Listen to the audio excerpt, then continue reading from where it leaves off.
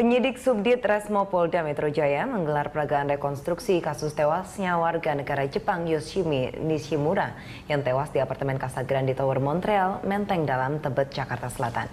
Untuk informasi selengkapnya kita terhubung dengan reporter Cikal Multazam dan juru kamera Abdullah Khoirudin dari apartemen Casa Grande, Jakarta.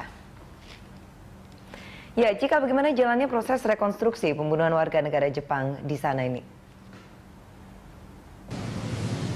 Proses rekonstruksi Dias tadi dilakukan pada pukul 9 pagi tadi dan saat ini proses rekonstruksi telah selesai dan dari proses rekonstruksi kasus tadi juga menghadirkan langsung dari tersangka Nur Syalim yang dihadirkan langsung oleh Polda Metro Jaya khususnya dari Ditreskrimum maksud saya untuk langsung melakukan adegan ulang pada saat terjadinya pembunuhan yang dilakukan terhadap berjenis kelamin perempuan asal warga negara Jepang yakni Yoshimi Nishimura.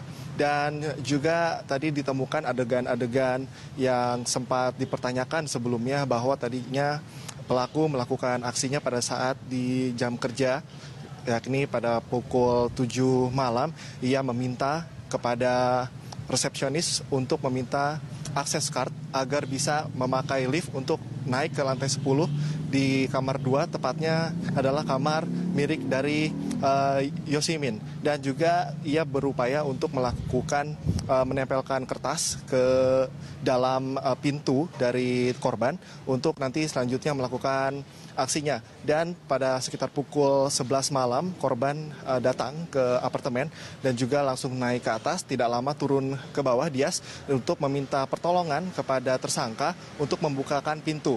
Dan ketika tersangka ke atas untuk membantu membukakan pintu, disitulah tersangka melakukan aksinya dengan juga dibarengi dengan adanya upaya kekerasan karena korban menurut tadi dari rekonstruksi yang dilakukan sempat berontak atau melakukan perlawanan sehingga tersangka sempat melakukan kekerasan sehingga membenturkan kepala korban ke bawah lantai tepatnya di dapur.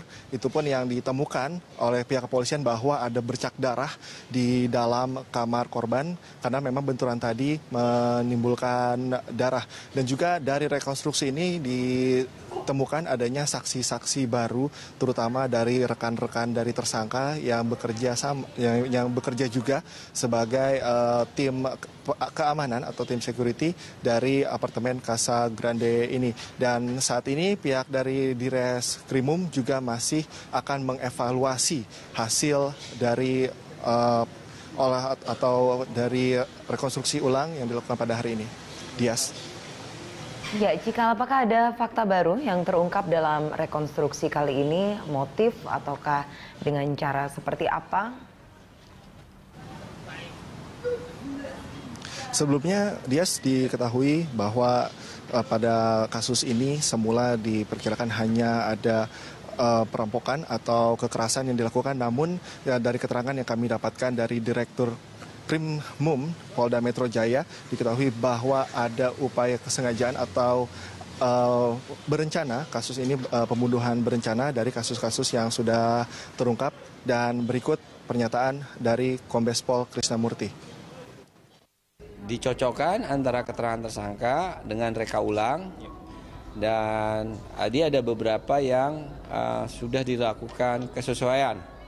Jadi apa yang disampaikan oleh tersangka, apa yang didapatkan barang bukti, apa yang didapatkan dari alat bukti, apa yang didapatkan dari petunjuk dan keterangan saksi lain, kemudian dijadikan satu kesesuaian petunjuk, ya.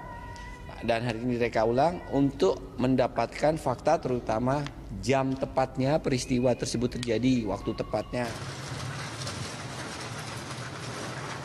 Dari pernyataan Krisnamurti bisa diketahui bahwa ada banyak fakta-fakta yang sesuai dengan reka ulang yang dilakukan pada hari ini dan mengenai pasal-pasal yang akan dibebankan kepada tersangka yaitu pasal 30 atau pembunuhan berencana masih akan dievaluasi dan juga ditelusuri kembali oleh dari pihak kepolisian dengan menghadirkan sejumlah saksi-saksi baru termasuk keluarga dari tersangka.